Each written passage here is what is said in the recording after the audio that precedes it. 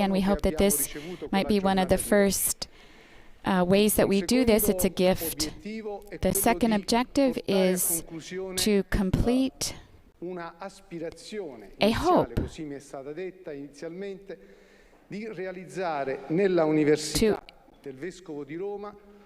to do something to create a center of formation and studies on ecology after the inspiration of the Pope. It is his university.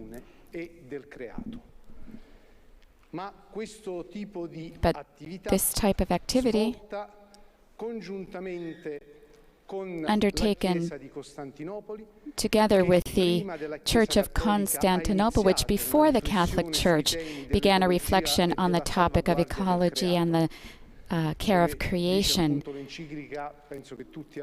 As the encyclical says, I hope everyone has been able to read it, Laudato Si, which refers to this initial spirit of preservation of the environment which the Church in Constantinople did through its patriarch. And it also is an openness to UNESCO with this ceremony. A UNESCO chair will also be open, and he thanks them for a rapid openness to this and that it was able to come about on the future of education for sustainability. And he hopes that this event is linked to other two events this week in which leaders, national and international, took part, and he refers to the meeting toward COP26 in November and the Global Compact on Education. And within this context, the care of our common home and the atmosphere, the environment, needs a conscience and education, and so these need to join together. There will be a presentation of the Chancellor, the Cardinal of Rome, and then the Director General of UNESCO will have a word, and we thank her for being present here. Les bâtiments où elle siège de l'université, c'est inscrit dans la liste du patrimoine commun, du patrimoine mondial culturel, en tant que le Saint-Siège est partie de la Convention sur le patrimoine culturel. Merci encore. Poi prenderà la parola il patriarca. Then the Ecumenical Patriarch of Constantinople, Bartholomew I, will have a word, and that will be followed. It will be concluded by a symbolic gesture, the signing of the decree for the institution of the chair.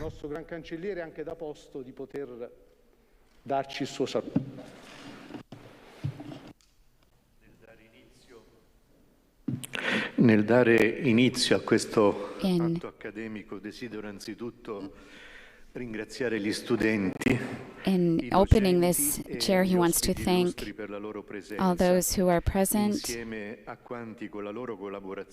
together who with their collaboration and their service have allowed the creation of this cycle of studies. The Lateran University wants to reflect on the possible actions that can be undertaken to face the difficulties also at the level of thought that are contributing to the environmental problems. It's not a matter of calling attention on the difficulties that the human family in every region and country is facing every day before a persistent degradation of the common home or of controlling goods and resources, but that of opening a reflection on how all of this constitutes a denial of the plan of creation, and that as believers, we believe is a gift of God, and to give stimulus to all of those things that are asking at the university level to provide knowledge and awareness, to give answers, allowing a greater circulation of results of data, not just in terms of technical or technology, but that we might be able to begin to read the environmental problem according to a determined vision between cause and effect. The university is called to put its efforts toward true wisdom, that is, to draw from the biblical texts, from the Creator of all things, in order to understand the structure of the world and the strength of the elements, the beginning, the end, and how time goes, and how the seasons, the cycle of years, the position of the stars, the nature of animals and of flowers, the power of the spirits, and how humans reason. So beginning from this, these roots of wisdom, the university can trace a new path in order to direct us toward an essential mission for the professors and the students who are called through these relationships to find humility between created goods and the behavior of the human person in order to promote sustainability and therefore guarantee our life here on earth, not only for the present moment, but also with a vision of relationships. If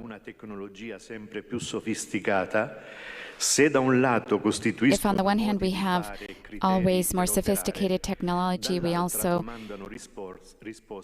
need to find responses in terms of identity and experience without referring to the human existence or the person who is in relation to our living in community.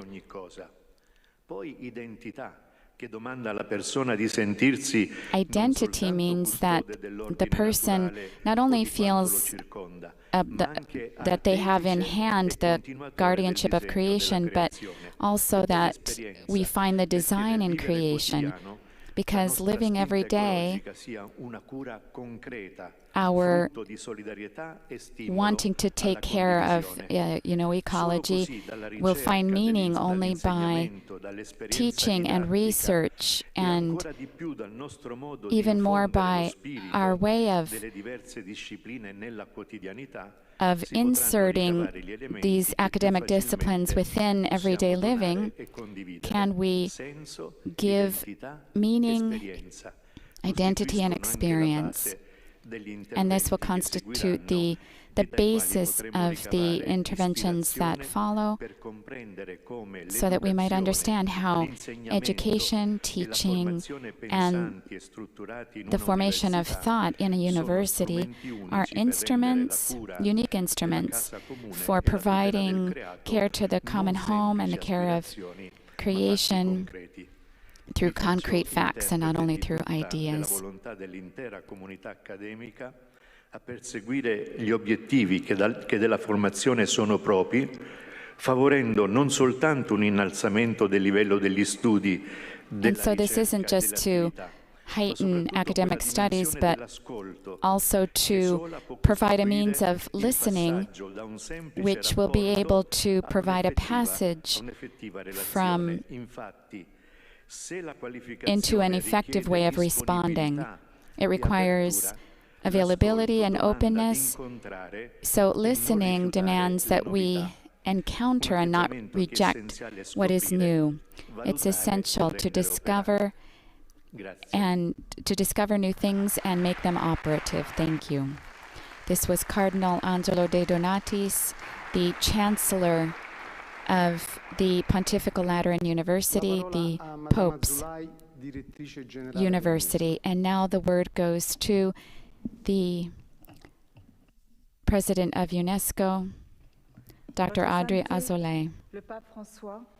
She'll be speaking in French. Le patriarche œcuménique Bartholomé, Son Éminence le Grand Chancelier de l'Université pontificale du Latran, Monsieur le Recteur, Excellences, Mesdames et Messieurs, chers amis, je vous remercie de cet accueil pour l'UNESCO en cette aula magna, en ce lieu de réflexion sur le monde, de projection dans l'avenir. Et je suis heureuse de participer à cette double inauguration, celle d'un nouveau département universitaire et celle d'une nouvelle chaire universitaire de l'UNESCO en cette université. Cette salle magnifique et sa quiétude ne peuvent pas nous faire oublier que notre planète est proche d'un point de bascule et peut-être d'un point de rupture. La mondialisation actuelle n'est en effet pas seulement celle des échanges, des flux, des hommes et des femmes, c'est aussi, et sa sainteté le pape François l'a rappelé, celle de l'indifférence. Indifférence à l'égard de l'aggravation des vulnérabilités qui divisent nos sociétés.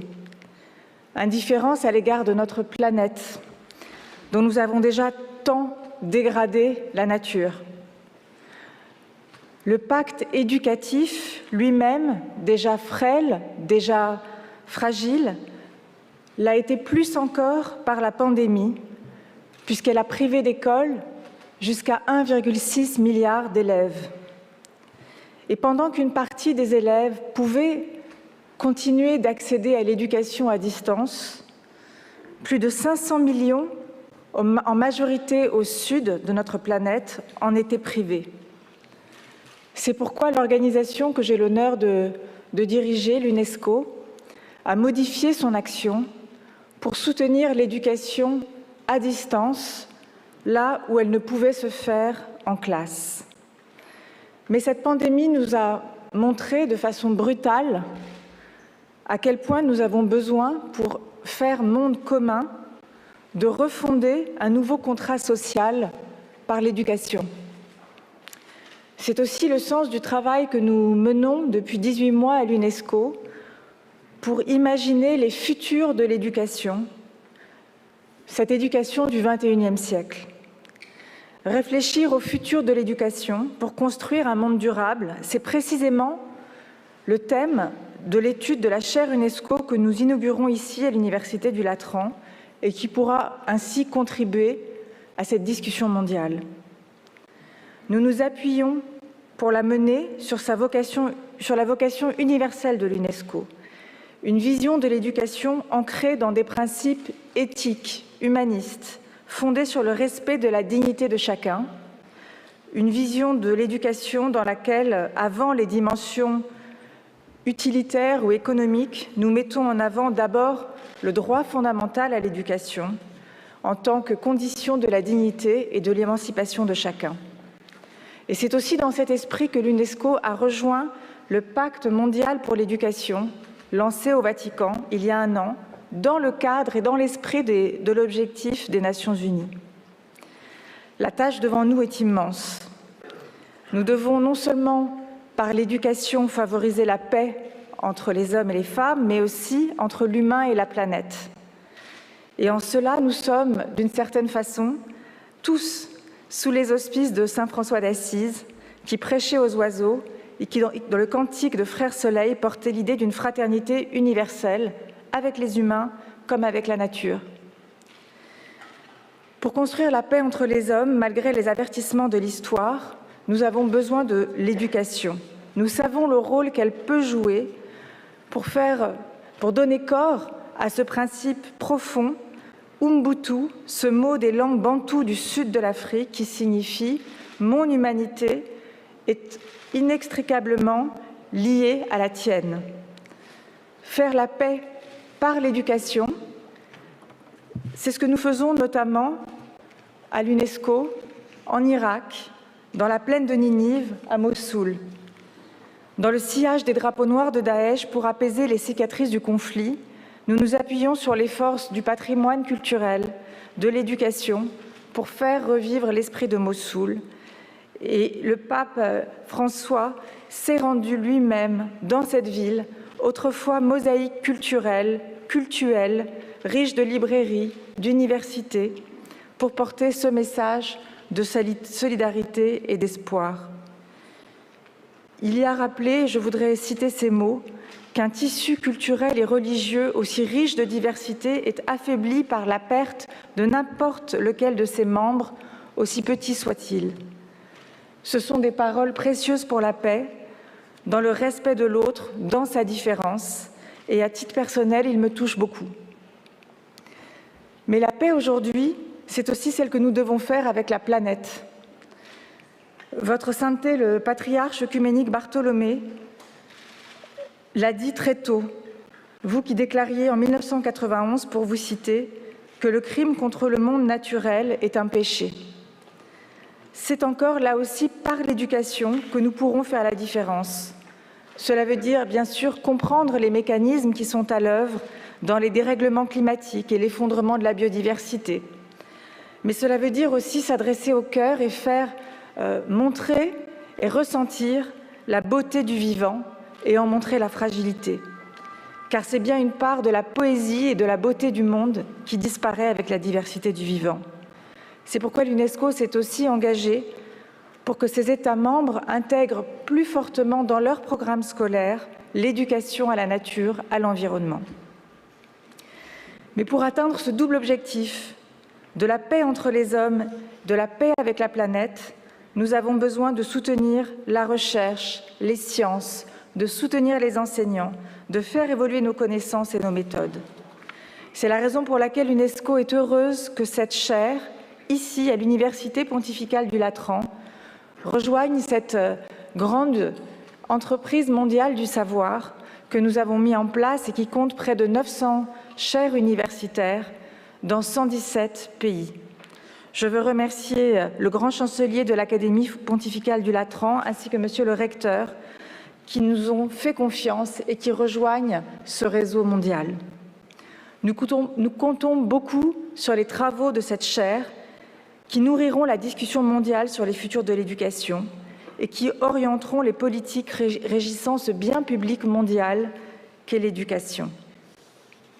Nous pouvons nous appuyer sur les pouvoirs de l'éducation pour changer le monde. Le philosophe français Gaston Berger, ami de l'UNESCO, avait coutume de dire « L'avenir, ce n'est pas ce qui va inéluctablement arriver, mais c'est ce que nous allons faire ensemble. » Nous avons beaucoup à faire ensemble et ce département et cette chaire y prendront toute leur part et je veux vous dire ma grande fierté d'être ici avec vous pour le lancer. Merci beaucoup. We've just heard the president of UNESCO, Dr. Azoulay, speaking here at the inauguration of a cycle of studies at the Pontificial Lateran University. I apologize for not being able to translate. We don't have the texts present with us, so we'll do our best. Surtout pour le message que vous avez donné ce matin, c'est-à-dire la nécessité d'une éducation qui soit nécessairement un réseau entre les diversités et les différents. Noi speriamo di poter portare avanti. We hope to be able to progress with this objective and do it in the best way possible. He was responding to Dr. Azoulay, and now the word will go to His Holiness, the Ecumenical Patriarch of Constantinople. Allow me only a small word of thanks to His Holiness, because before the request of collaborating in the creation of a new department or cycle of studies on the theme of the protection of our common home and ecology of the environment, he immediately demonstrated a willingness to collaborate.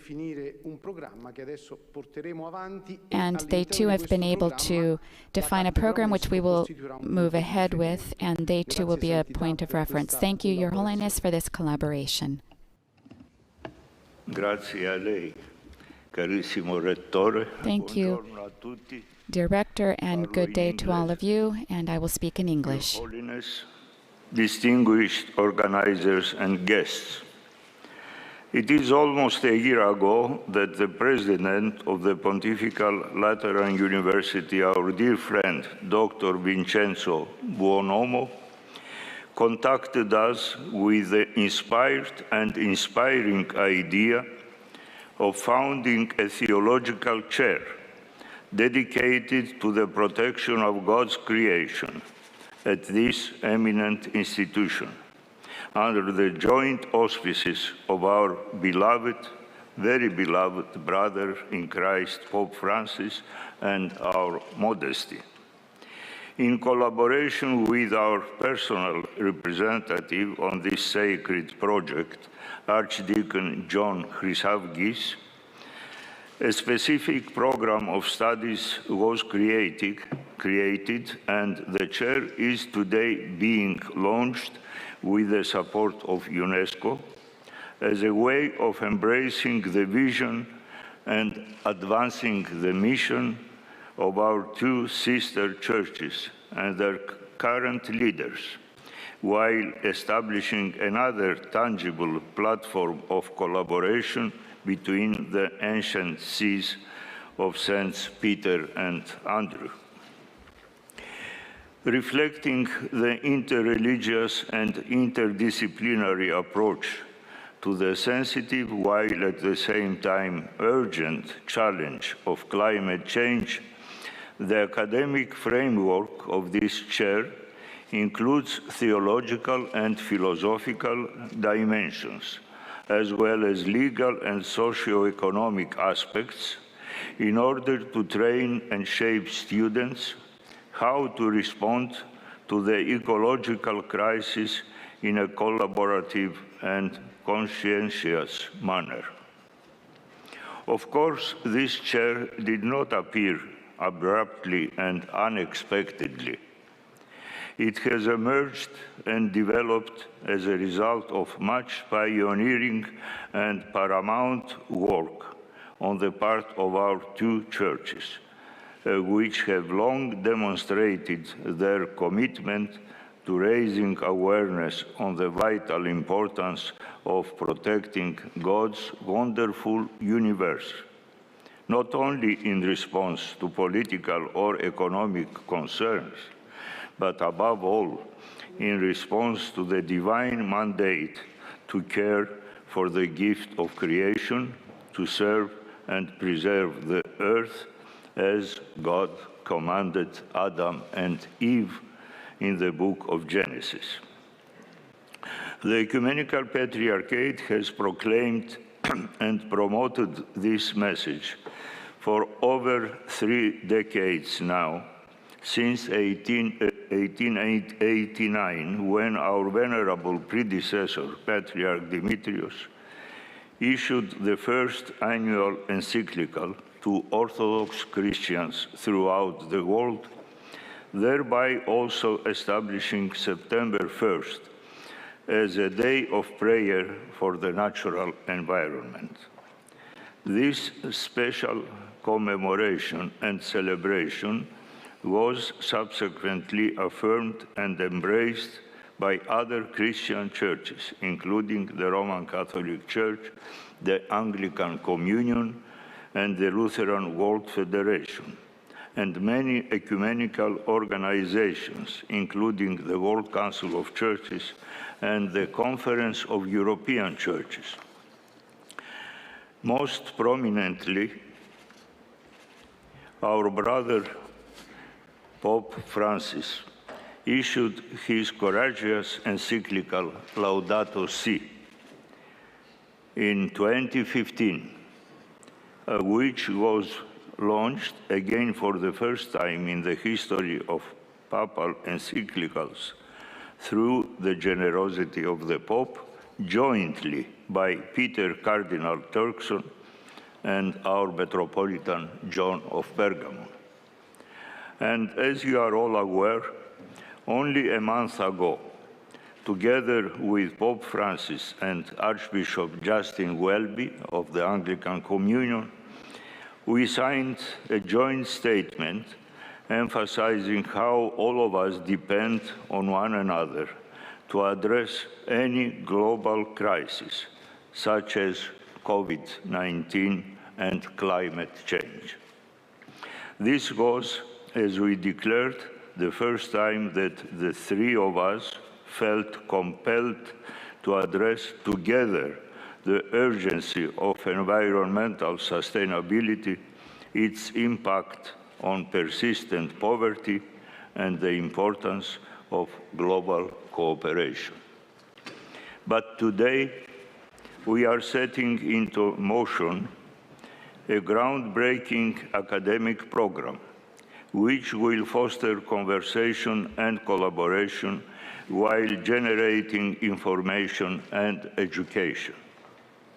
In 1989, when the first environmental encyclical of the Ecumenical Patriarchate was issued, people were only beginning to become aware of the challenge of climate change and pollution.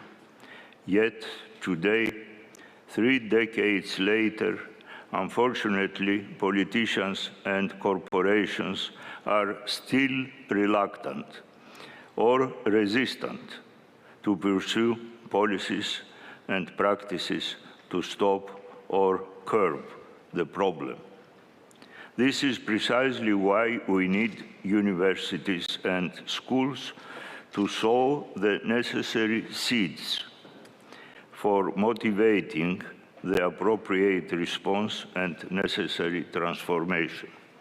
Education in all its levels is a powerful vehicle for addressing the lack of progress in our communities and even in our churches throughout the world.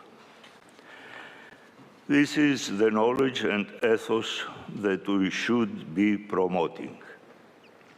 And the new chair of theology at this esteemed pontifical university will be at the forefront of the effort to produce thinkers, practitioners, and leaders who are sensitive and attuned to the presence of God in every detail and particle of His creation.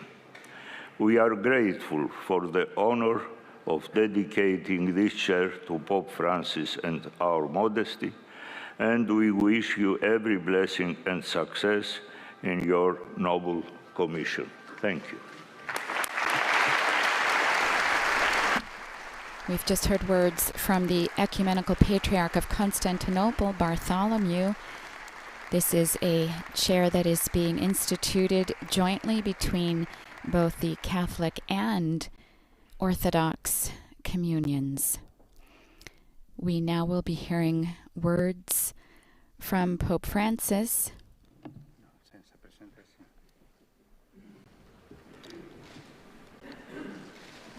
who has asked not to be presented. Your Holiness, dearest Brother Bartholomew,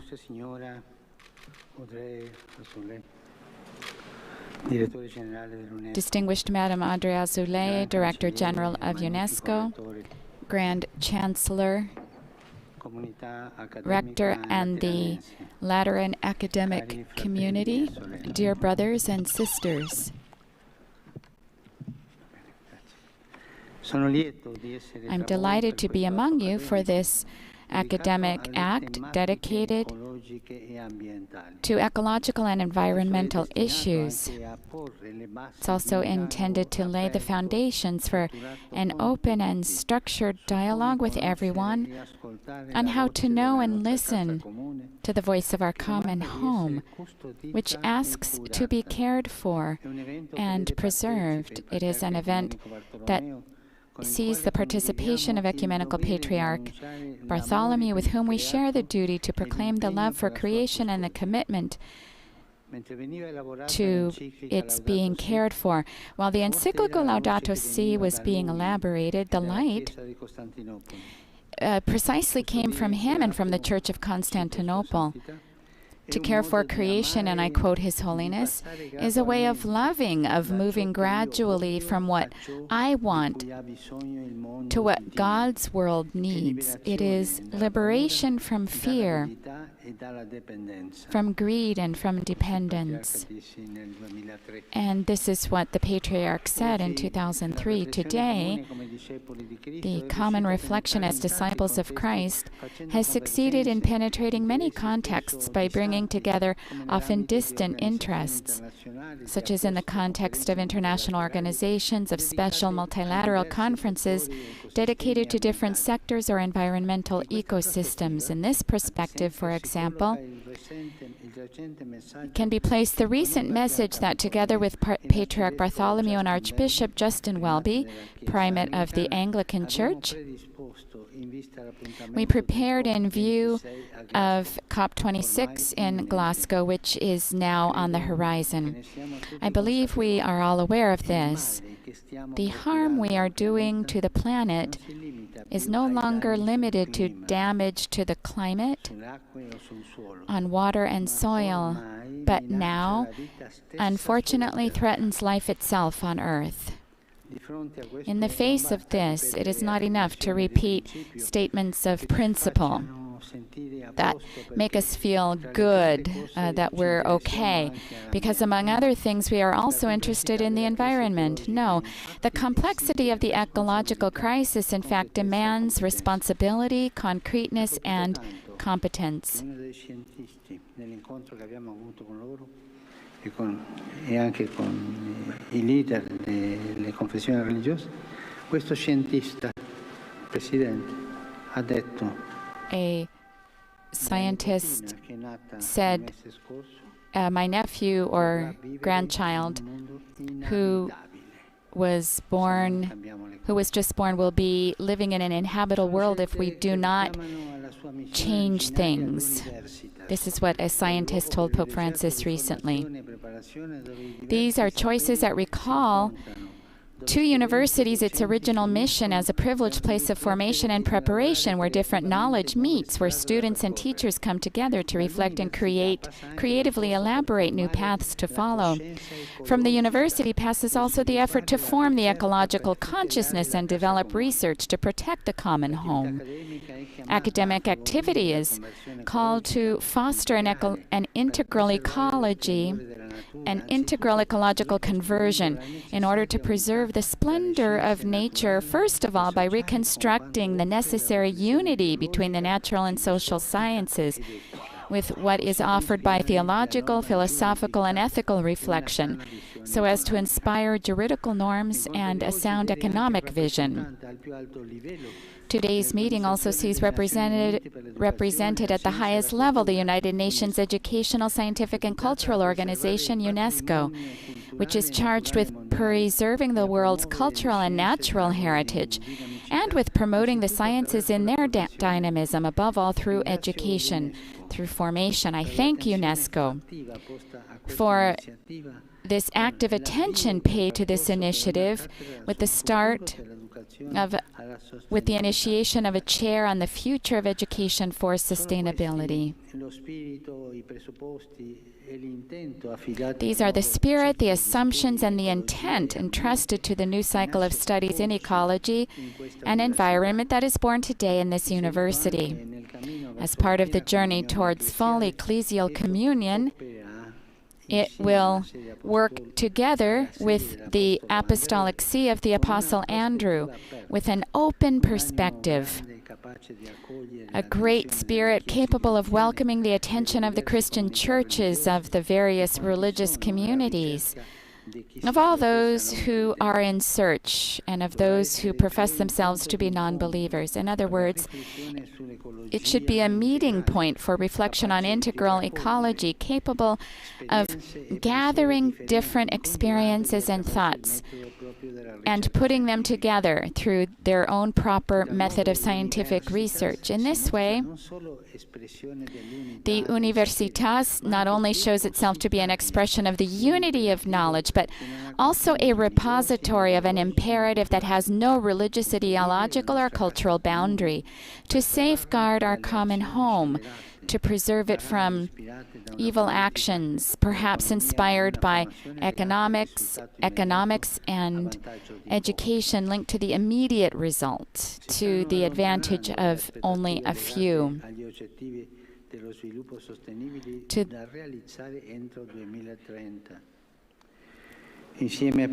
And this is going to be,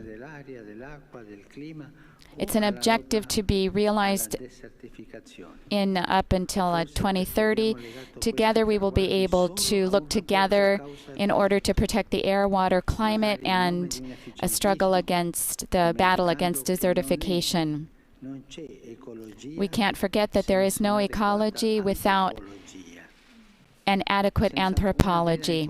Without a true integral ecology, we will have a new inequality that will not only not resolve problems, but will also add others.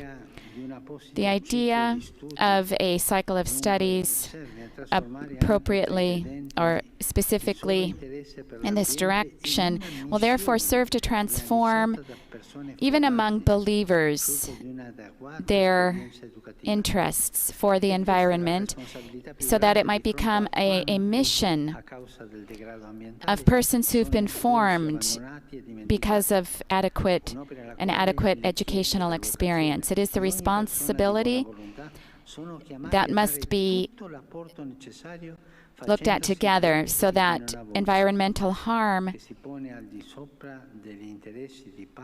might also include those who are abandoned and forgotten. To the Lateran academic community and all its components, I address my encouragement to continue with humility and perseverance to intercept the signs of the times, an attitude that requires openness, creativity, broader educational selection, but also sacrifice, commitment, transparency, and uprightness in choices, especially in these difficult times. Let us definitively abandon that we've always done it this way. This will kill. That it's always been done this way, which does not make us credible because it generates superficiality and answers that are valid only in appearance. We are called instead to a qualified work which demands generosity and gratuitousness from everyone in order to respond to a cultural context whose challenges await concreteness, precision, and the capacity of being evaluated. May God fill us with His tenderness and pour upon our path the strength of His love, so that we may sow beauty and not pollution and destruction. Thank you.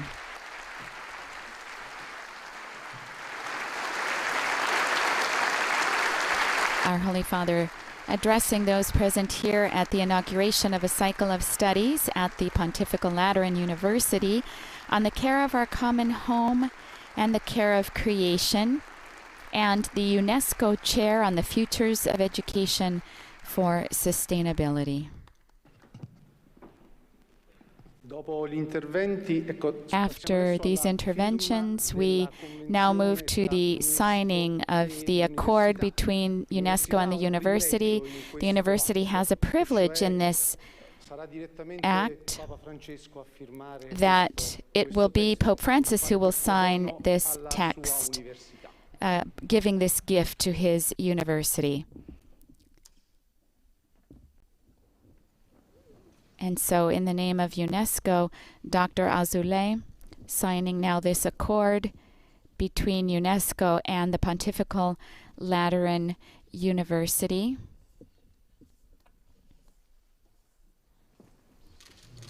Which was founded by Pope Clement XIV, who united the Roman Seminary and the School of Theology of the Roman College, entrusting its direction to the secular clergy of the Diocese of Rome. This took place in 1773, and it's placed under the immediate or direct dependence of the Pope.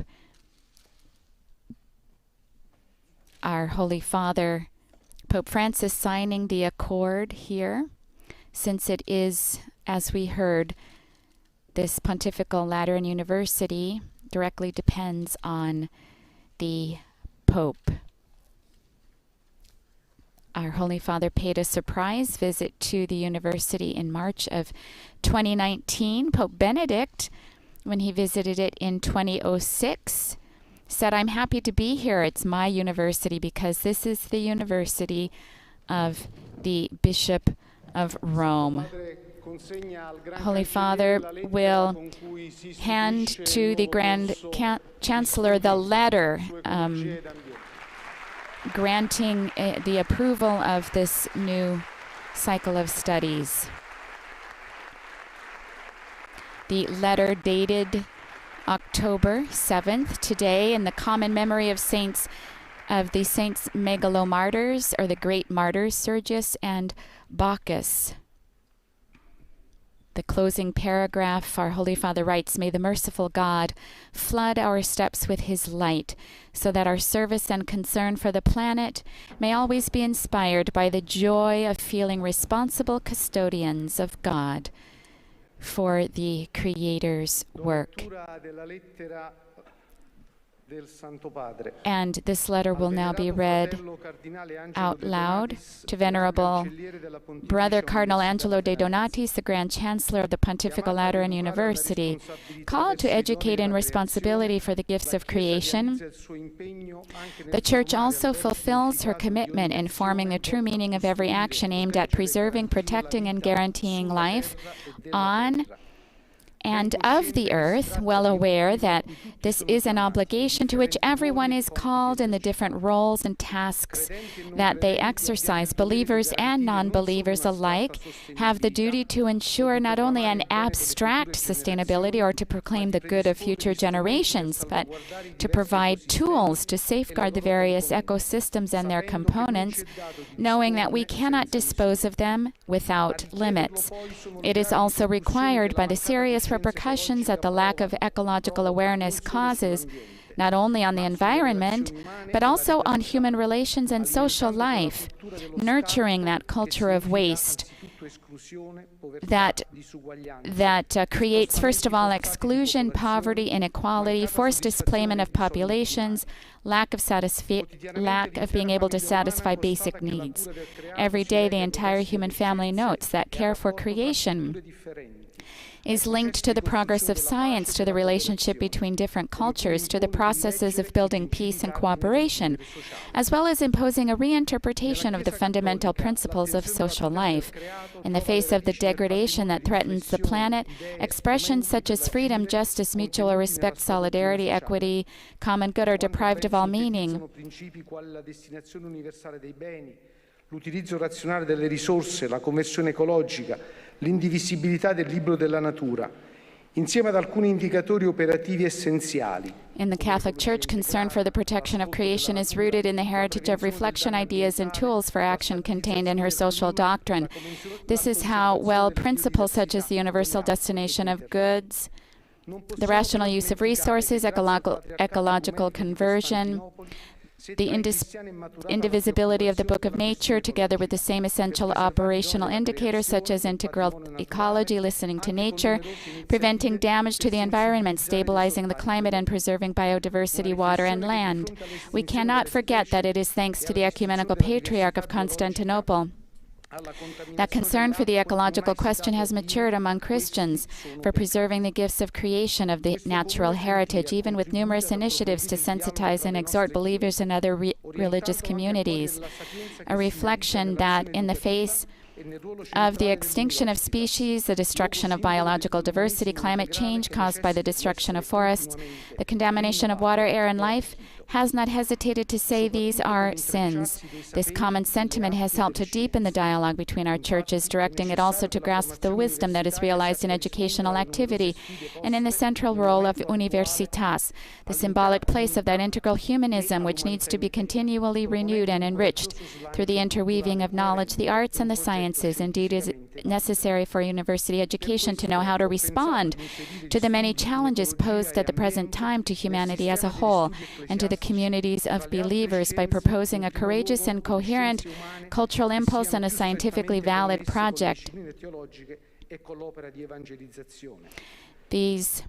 For this reason, I have thought of including studies in ecology and the environment in the system of ecclesiastical studies under the other sciences, primarily the human sciences, which are more closely connected with the theological disciplines or with the work of evangelization. And in unity with my venerable brother Bartholomew of instituting in the University of the Bishop of Rome a cycle of studies in ecology and the environment, care of our common home, and protection of creation. This will be a course of advanced formation in which the sees of the apostles Peter and Andrew will be able to work in synergy, to continue even in this area their mission of proclaiming the good news to all peoples. The cycle of studies which I entrust to the director of the rector will be structured with the educational resources present in the university appropriately integrated along with academic realities connected in various ways to the two churches. It will be structured in the disciplinary fields of theology, philosophy, law, and all the sciences of the economic, social, ecological, and environmental spheres in a way capable of generating that unity of knowledge and the distinction and respect of its multiple, correlated, and converging expressions. It will also be open in the form of joint degrees, double degrees, and equivalent degrees.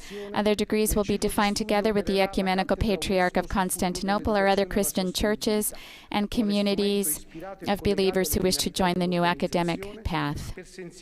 Furthermore, in order to promote an open system of research and training, the study cycle will also include a UNESCO chair on the future of education for sustainability as an instrument inspired and connected to the organization's aims of raising awareness and fostering on a global level the education of the younger generations in ecological responsibility, environmental guarantees, and the desired sustainability. I am certain, Cardinal, of the commitment of all those teachers, students, and non-teaching staff who will collaborate to ensure the solid preparation of priests, consecrated persons, and lay people, always working with humility, sobriety, and a spirit of sacrifice. Essential qualities for building also through study and research that social friendship which is the foundation of fraternity. Faced with current and future scenarios, studies in ecology and environment, care of our common home, and protection of creation are for the benefit of ecclesial structures, forms of consecrated life, associations, and movements, and all those who wish to acquire the ecological awareness, knowledge, and competence required for a commitment inspired by a model of human beings, life, society, and relationship with nature that is just and sustainable. May the merciful God flood our steps with his light so that our service and concern for the planet may always be inspired by the joy of feeling responsible custodians of God for the Creator's work. Rome, given in Rome, St. John Lateran's on the 7th of October on 2021 in the common memorial, in the common memory of the great martyr Saint Sergius and Bacchus. This is the letter granting the authorization of this new cycle of studies and the UNESCO chair here at the Pontifical Lateran University. This academic act is now concluding. We humbly ask His Holiness to bless all of us here present in the hall. Everyone now rising to their feet.